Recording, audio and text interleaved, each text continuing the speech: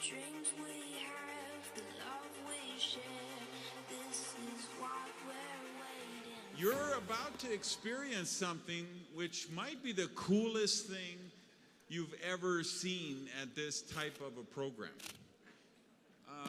How many people have seen the show So You Think You Can Dance?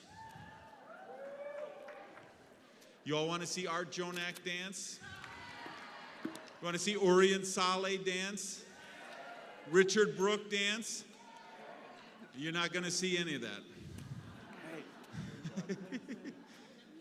You're me? What you're going to see is So You Think You Can Sponsor. And this is really going to be fascinating because this is a kind of a customized version of hot seats that you're going to be a part of. We've got 6 very talented, very brave volunteers who are given 3 minutes to give you their best chunk of an opportunity meeting, a generic opportunity meeting about the benefits of our profession and network marketing. There will be 4 mentors up here on this end of the stage over there. So we're going to bring them up, and here's the context. All of you guys are part of this process because you're the audience at the opportunity meeting. So Art is going to introduce these people one at a time, and the context of this would be just like a number of you, sometimes, you know, when you do an opportunity meeting, you'll have 3, 4, 5 speakers. Somebody will be the MC, somebody does the product part, somebody does the compensation part, somebody does the support structure. So just pretend that's the case here, that these are in each case, it's a speaker who's been assigned just one 3-minute chunk of the meeting. So he'll introduce, so he's just going to introduce them by name. He's going to say, and now, please welcome Mary Smith. And we need you to send them lots of positive energy. And these are really brave people to do what they're going to do, right? Think of most of these people have probably never spoken at a meeting more than 30 people, some of them. Some of them have never spoken at anything larger than a home meeting. Now they're speaking to 1,500 plus people who are all really into this, right? So I need you to give them some love because we're going to be mean to them. We're going to be tough on them because our job is to help them get better. And our job is really, and I'm joking when I say we're going to be mean to them. Probably Sarah Robbins, she might be really mean to them because she's, you know, not everybody's as sweet and gentle as me, right?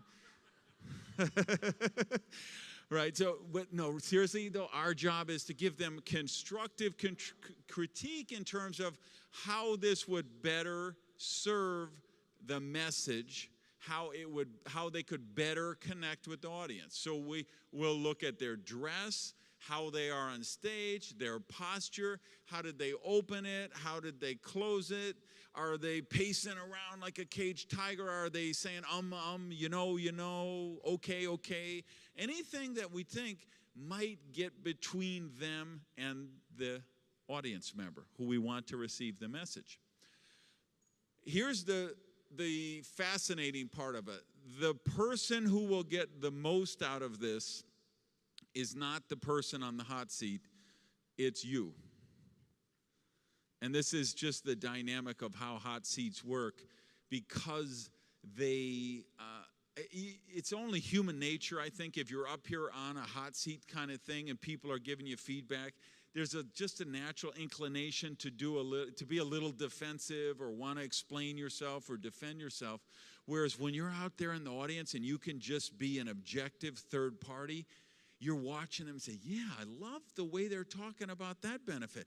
I could incorporate that into my presentation. Or, wow, I don't think he or she is connecting with the audience with that. I think it could be presented a better way. And when the judges or the mentors are giving feedback, same thing. You can take it without being defensive. So I think it's going to be a really special thing. So first, can I get up my celebrity mentors? We've got Art Jonak, Sarah Rockin' Robbins, and Urian Saleh.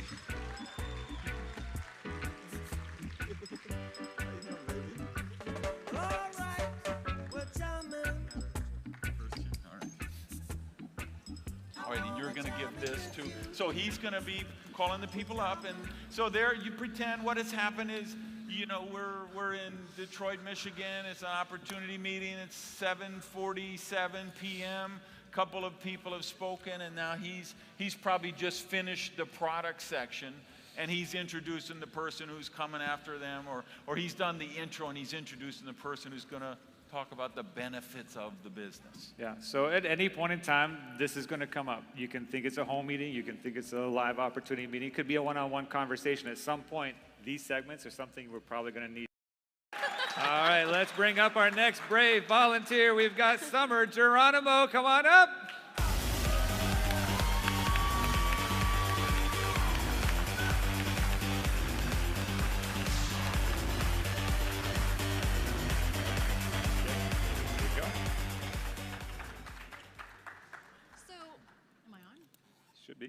What's this thing we call network marketing?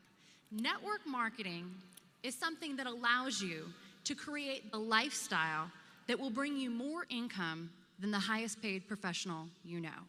It's something that allows you to do what you want, when you want, in the fashion that you want to do it in.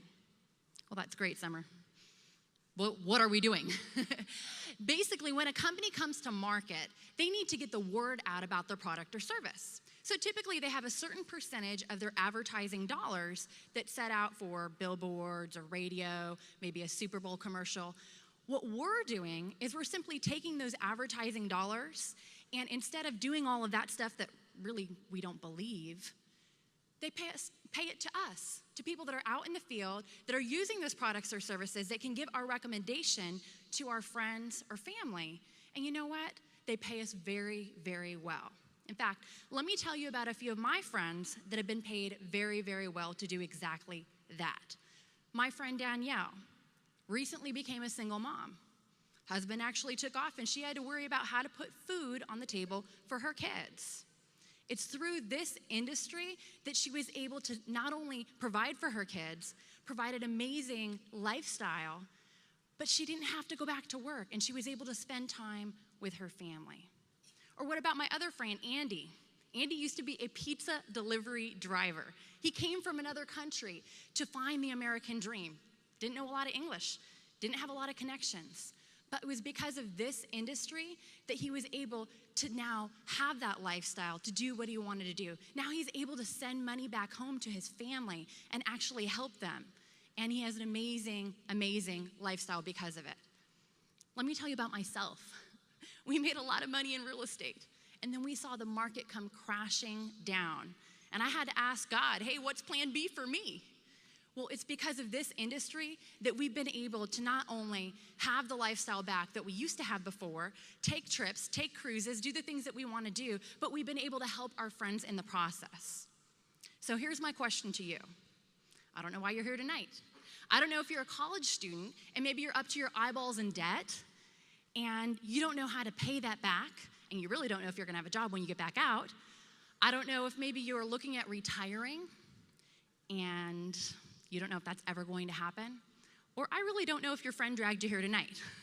But whatever the case may be, this industry is an amazing industry. We have a system that allows you to do certain steps that will produce predictable results.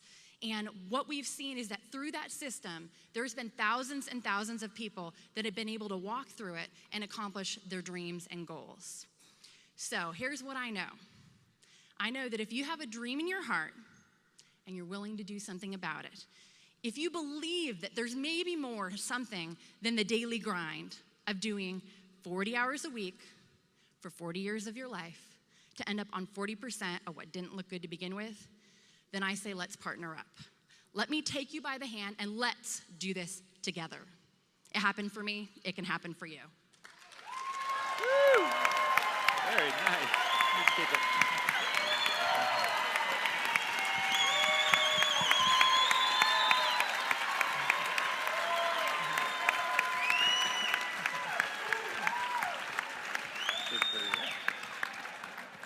I'm listening. No, I want to go first. You want to go first? Yeah, Go so then I first. can say, yes, positive things. You killed it. You nailed it. Perfect. Beautiful. You even got a standing ovation from the ghosts.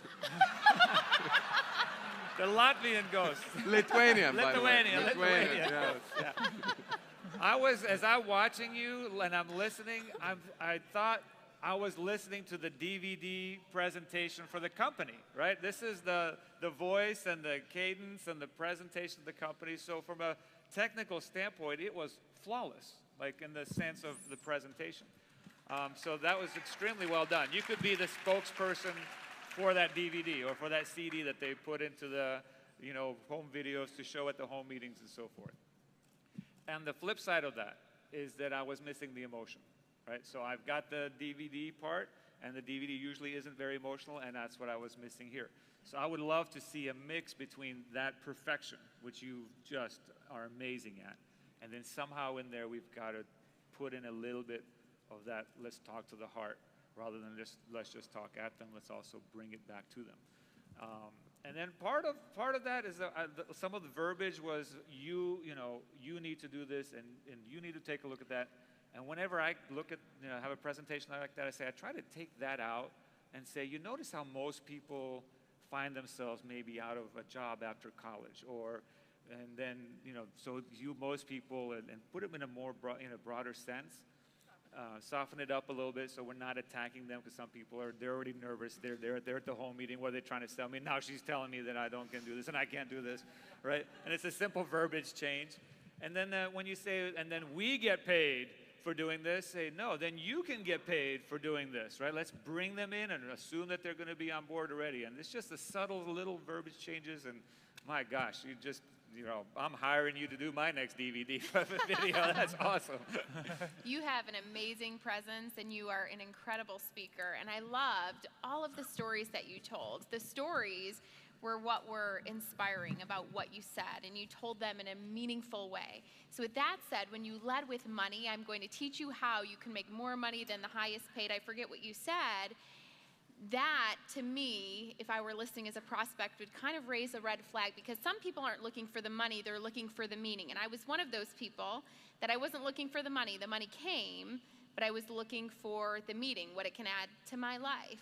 And so I wasn't going into it to be the highest paid anything.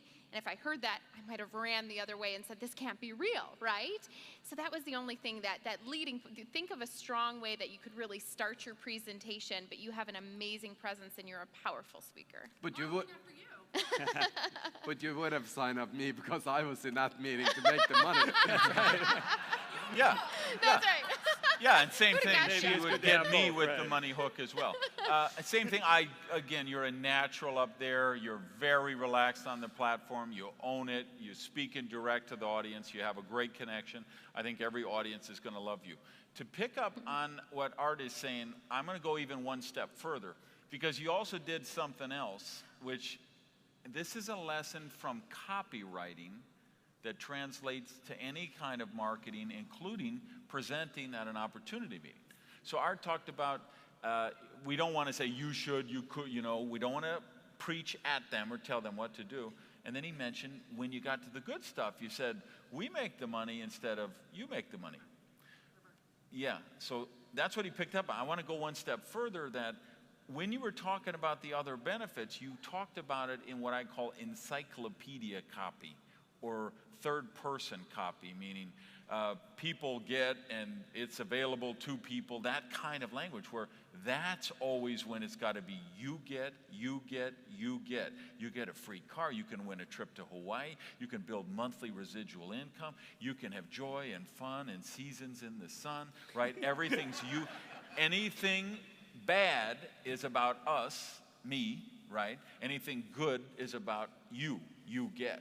So just think of that. And the other thing is, I want you to grab the attention, and this is for all speakers, every meeting, anywhere. You come out, you're introducing, the crowd is staying, and the applause is just dying down. You started to talk, and of course the mic wasn't on yet. That happens all the time. We have to be ready for that. Usually when I'm waiting to get introduced, I'm just going to tap my mic just a couple, if I hear a click that won't distract, but I'll know that the mic is on. If not, I can start doing that. She couldn't do that here because she got handed a mic, right? But what I want you to do, which will help in this situation, is anytime you get introduced, the applause finishes, I want you to wait 3 seconds before you speak.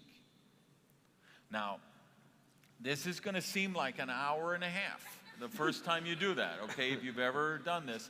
And what's going to happen is the audience is going to get concerned for you. And they're going to say, is she having a breakdown? Did she forget what she has to say? Is she not trained for this? And they will lean forward and they will start sending you energy and they're going to connect with you. And then I want you to make a statement, a bold statement, a provocative statement, a powerful statement, or ask a provocative question. Pause. And so that 3 seconds, that's going to give the sound guy a minute to wake up and realize, oh, I better turn on the mic for this speaker. And again, and if it doesn't work, you go with it, right? We don't want to hear, is this mic on? We can look over and say, bring the audience into it because they're watching it. Or, let me try this again, right? And go with that statement and command. But you see, once you got into it, again, you're just a natural, connected with the audience, really good. And like Art says, give them, well, maybe it was you. I think it was Art who said, give me a little more of the personal connection, emotion, so that, because that's what's going to really move people. And I just want to, clap for Randy. He needs No. Don't be pandering to me. Don't be pandering to me. Just wanted to pick up on one of the things that Randy said, because it was actually a big note that I did in one of my first classes with Randy, where he was teaching us to speak. And that is that when the audience gets the feeling that you don't know what to do, well, the audience wants you to succeed. So because the worst thing is to sit through a long meeting where the speaker isn't succeeding. So everybody wants you to succeed, and that is making it magical. And then, as I loved your presentation, you got a standing ovation. The first sentence, yes, make it bold, make it powerful, because then they'll connect more immediately. And maybe then Art even would feel your heart, which I did perfectly. But great job. Great job. For a big hand. Thank you.